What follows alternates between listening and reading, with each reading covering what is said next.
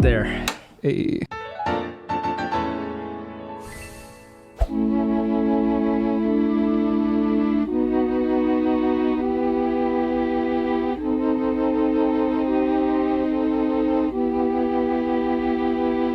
What are we looking at here? So basically, this is the new amalgamation of what is based on the old school Mellotron. It's a company that's based in Stockholm in Los Angeles. They also still manufacture the real version, a newer real tape version, but this is what's affordable to the market. Sure. Although it is $2,000, I'm not gonna mince words. It's not cheap, but for what it offers, it's the closest thing you can get to the Mellotron sound, to that sound without spending over 5 figures. Yeah. So I think in my opinion it's worth the price of admission. Word. So I kind of want to just like hear all the presets because it's kind Let's of that cycle kind through. of keyboard. Now that's some pretty uncanny sounding stuff right there. Oh my god, it's so hot. Accordion.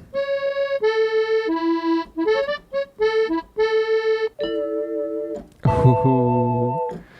That was a sound I like to use a lot. There's something about that tape sound that's just gorgeous. Actually, that kind of reminds me of what's that Sublime song that has that sound in it? Oh, of course, you're thinking of. That's it. That's the sound. Uh-huh. Yep.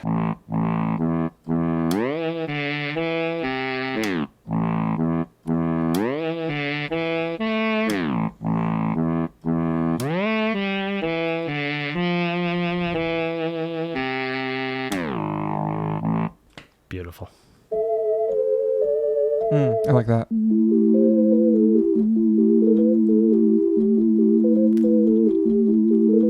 Let's blend that with something. I find myself just kind of drawn to like the classic Mellotron things. Like I like want to do flute and strings. And Yeah, it's like there are a bit of oddball sounds in it too. I'm not a huge fan of like saxes and horns and stuff. Some people, it's a creative thing. It's like it's a sound for somebody, and when they find the sound they like, there you go. The Celeste. That's another one I liked.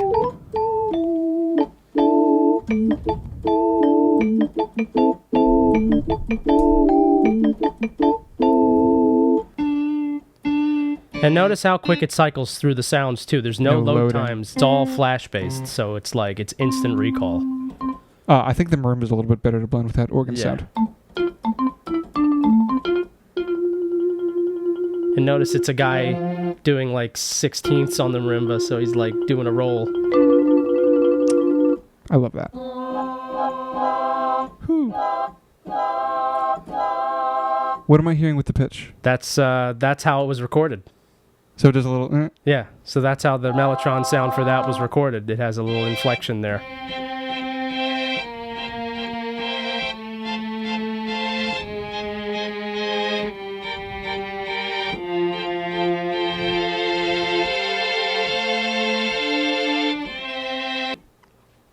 Pretty awesome, sounds like right? a Mellotron. And just like the real Mellotron, if you hold the key for longer than 8 seconds, give it a sec, it stops because it runs out of tape. It runs out of tape. It runs out of tape. Oh my god, it's so funny how you end up realizing how some ways of playing are very like tied to the physical and technical limitations of the instrument, and like the 8-second thing makes me understand the classic Mellotron thing. Why they play the chords like that. Yeah. It's like if you don't play it like this and you just hold it out, it's not going to work. Like literally. Did it start with Strawberry Fields Forever, or was there something before that? The Beatles were one of the first bands to really experiment with that, along with the Moody Blues, because they were both using the Mellotron, the Mark II. But to do that specifically, like that vibe. That vibe. I think they were one of the first. Okay. And then the cool thing is if you do the part for Strawberry Fields, and you know how in the song where it gets into the once it goes da, da, da, da, and then it goes to the end of the string part, da, da, and then you hold it. Right. Speed. It's half speed. Let me take you down. Right, and then it does the thing. So that's one of the features. And then okay, wait a minute. I gotta be messing with that. You gotta do that. Yeah, you gotta do that. Oh, So cool.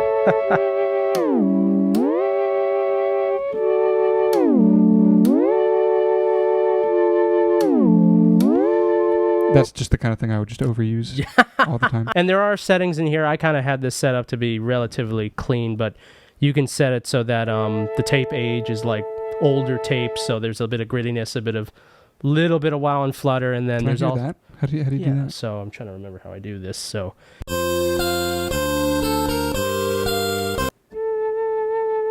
you kind of hear there's a little bit of a warble to it now. Sounds beautiful. That's the beauty of the Mellotron stuff. It just even in its digital state, it's like the Mellotron sound is just so iconic, and the fact that it just feels it's real instruments, it's real recordings of real instruments. It's like it's the first sample-based instrument. Where did they get the original like Mellotron, like classic Mellotron flute and string sounds? Like They had recording of a flute yeah, they and just had strings? a session. They had sessions with musicians like playing a flute, playing saxophones, choir.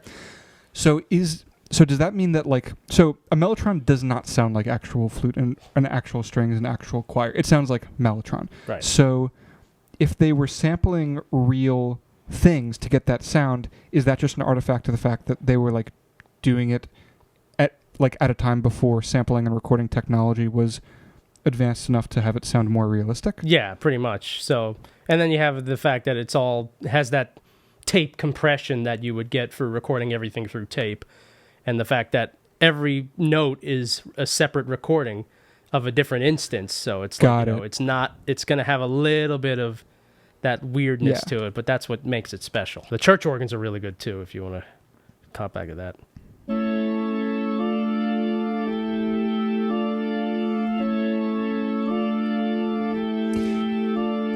It's like being in an old black and white movie. It's like an old black and white horror movie in a castle. Yeah. I can't get over how it's more lo-fi than like my Yamaha Modi X, like by far. Like if I pulled up a church organ sound, it would be a whole lot more hi-fi than that. Yeah. But this is just better. It's a charm. There's Just a charm to it.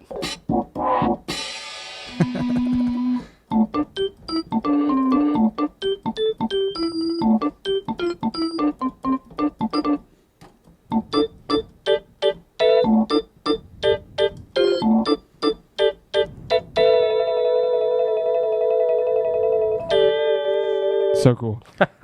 So I'm getting the sense that there's a very minimal array of ways that you can manipulate the sound, and it's all just a few knobs, which gives me the impression that this is more of like a preset keyboard than anything else. Yeah, something like anything over there is like a sound design keyboard. Yeah, this is like a preset kind of thing, which is for people who want that Mellotron sound. These are the sounds they want. There's not much change they want to. Like if anything, and I've done a bit of this myself when I was using it in live aspects. I would run this with I have the new Roland RE202 Space Echo. I'd run it through a bit of delay, tape echo. I'd run it through a bit of reverb, and some people also just throw in a different gambit of effects to like really manipulate and warp the sounds of this. So nothing you can do inherently from within, but with effects you can do some really cool shit. You said in the original ones there's a different strip of tape for each note. Yes. Can you open it up and can you like...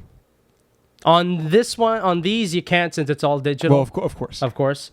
But the way that on like a real tape echo you can like manipulate the tape. Were you able to do that on these original ones? You could like get in there. Oh yeah. If you had the original one, you had the lid open. You could.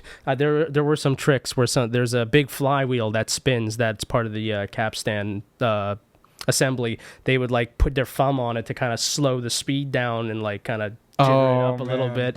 It's like, so the old one does have that that aspect beat. Like I said, there is a model above this one, which is the full size, which has the wooden housing, and then these keys are the real Mellotron wooden keys, so they actually extend in there. But aside from that, now only the old ones you can get in there and manipulate shit as it's running. Yeah. All right. Wait. You got to guess the song. You probably already know.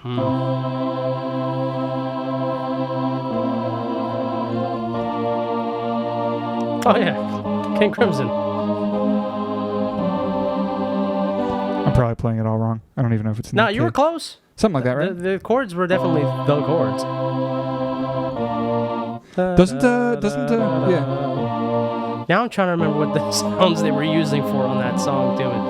Strings and flutes, maybe? I'm trying to remember. It's been so long. I gotta listen to that album again.